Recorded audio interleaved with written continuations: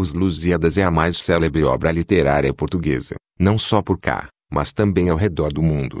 Foi publicado em 1572 e Os Lusíadas é um poema épico da autoria de Luís de Camões, que faz uma síntese da história de Portugal, enquanto narra a descoberta do caminho marítimo para o Oriente por Vasco da Gama.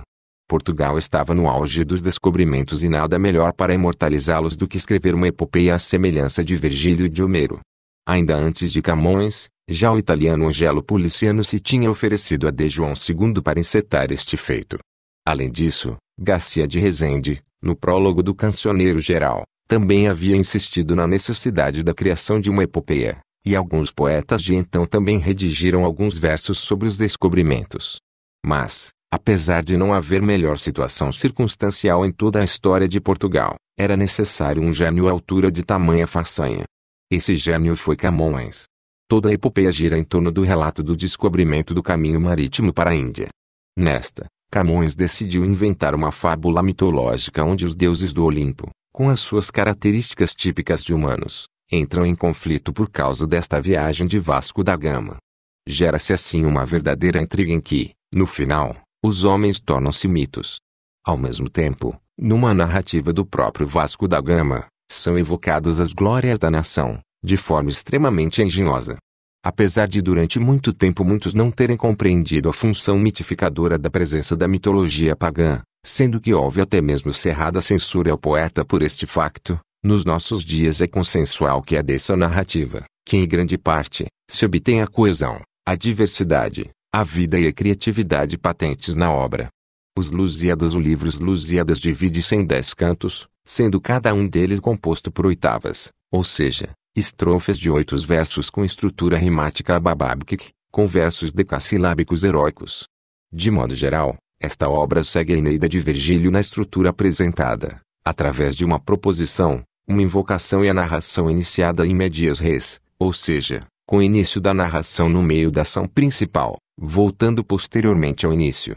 Dessemelhante da Eneida, esta obra possui ainda uma dedicatória. Os Lusíadas é a mais célebre obra literária portuguesa, não só por cá, mas também ao redor do mundo. Autor, imagem em domínio público. Os Lusíadas é a mais célebre obra literária portuguesa, não só por cá, mas também ao redor do mundo. Autor, imagem em domínio público. Na verdade, esta obra reflete um conhecimento profundo das culturas grega e romana por parte de Luís de Camões, conhecimento esse adquirido na sua educação. Por vezes, esta obediência aos modelos formais e temáticos clássicos é subvertida pela audácia criativa do poeta. A exemplo disso, podemos citar os momentos em que este faz rivalizar os heróis humanos com os deuses, desvalorizando algumas figuras mitológicas e elevando os homens à condição de deuses por serem recompensados com estímulos eróticos e afetivos, tal como acontece na Ilha dos Amores, além dos estímulos intelectuais, patentes na contemplação da máquina do mundo e no conhecimento do futuro.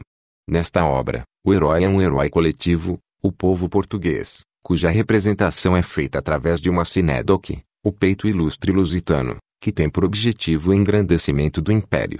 Assim, tornando-se superior aos poetas estrangeiros, que se limitavam a imitar alguns modelos literários, Luís de Camões dá forma à sua obra com vivências coletivas e dinamizadoras que foram fundamentadas na história de Portugal, especialmente na história da expansão. Assim, apesar de seguir os modelos clássicos, Luís de Camões deu à sua epopeia um cunho pessoal cujo principal objetivo era o de lhe conferir uma maior veracidade. Assim, ao introduzir um tema histórico, o poeta faz uma vívida narrativa de ações realmente acontecidas, recorrendo para tal a diversas fontes, tais como a crônica de D. Afonso Henriques Duarte Galvão, a crônicas de Rui de Pina e de Fernão Lopes, a história do descobrimento e conquista da Índia Fernão Lopes de Castanheda, e as décadas da Ásia João de Barros, entre outras. Além disso, assumem também uma importância significativa as vivências do poeta e quando diz, ... vi claramente visto. Aliás, como afirmou Isabel Pascoal, no seu livro Poesia Lírica de Luís de Camões, as descrições de alguns fenômenos da natureza, tais como a tromba marinha, a tempestade, o fogo de Santelmo, a informação geográfica e civilizacional e a referência aos povos e costumes, a flora e a fauna exóticas, são evidências de que esta viagem foi uma experiência completamente nova e vivida com grande paixão e emoção. Tentando ser objetivo e verídico, Luís de Camões pretendeu fundamentalmente dar a conhecer a sua interpretação da história de Portugal, olhando a obra de dois prismas, quer o texto apologético dos feitos heróicos do povo português, nomeadamente através da proposição, em que o poeta cai ao encontro da ideologia oficial, quer através de um deixar transparecer da sua posição crítica face à política oficial de expansão que implica demasiados perigos e riscos para os bravos navegadores portugueses, ficando isso evidente, por exemplo, no episódio do Velho do Restelo que mostra de forma personificada a oposição de um homem da rua a este empreendimento, que acaba por dar expressão ao profundo receio, unânime entre a população, contra a inquietação. Depois, estes perigos vão sendo explanados de forma precisa em relatos como as profecias do Adamastor, no canto quinto, que acabam por representar e dar a conhecer a todos a parte raramente contada da história de Portugal, a face tenebrosa do que envolviam os descobrimentos.